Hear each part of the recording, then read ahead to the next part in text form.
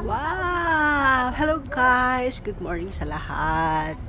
So, nandito po ako ngayon sa Kaohsiung para i-tour kayo sa view dito sa Love River na tinatawag na isa sa mga pasyalan Lalakad po kami. dito sa Kaohsiung. Pakita ko So, sa inyo, ito po ito yun. po kung So, kung makikita nyo, yung building na yan, yan po ang tinatawag nating 85 building tower na kumbaga siya ay aura din ng ating 101 Taipei. Opo, yung 101 natin sa Taipei. So, tingnan nyo siya. So, yung ano niya, yung design niya is hango po dyan. So, ito na yung 101 sa atin dito sa Taiwan, sa Taipei, located na Taipei. So, ito naman yung kaninang pinakita ko sa inyo. Isa po ito sa sikat na condotel, no? So, napakataas din po niyan na building. So, condominium style na pwede siya maging rent to own din sa mga gusto mag-hotel. Kaya tinawag po siyang condotel. So, ito po yung pinaka-eye view ng Love River po dito sa Kaohsiung.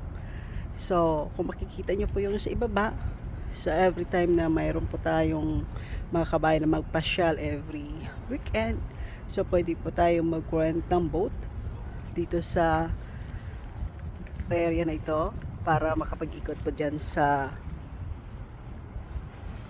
dagat. Yes, of course, yan na po yung pinakatanawin natin, no? So, ang Love River is until doon, sa pinakamalayo doon, na andun, ano? So, babayin po natin to para makita natin yung area or location. So, dito mayroon kang elevator from the down. So, akit na lang dito para maikot mo po ito. Yung view dito. Alright, papunta sa pinaka dulo para makita mo po yung pinakamalaking building niyan dito sa Love River. At the same time, ito po yung bridge, no? Yan. Kita yung bridge. Yan, oh. So, pwede kayong mag-bike link po dito. No, gamit yung mga bike link dito sa Kaohsiung para ma-reach out natin yung pinakadulo ng Love River. So, kung makikita nyo, mayroon tayong bike lane. Ayan, may bike lane tayo. From the down hanggang dito sa taas. So, pwede din kayo mag-walking kung hindi kayo marunong mag-bike or ride. So, sa mga kabayan natin na gusto mag-explore sa Kaohsiung, you can visit here sa Love River dito sa Kaohsiung. So, so much fun and so much enjoy ang happiness na mararanasan niyo po dito.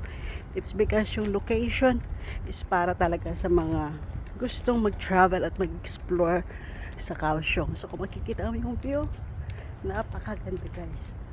Lalo na kung nasa gabi kayo, sobrang ganda po ng lighting dito.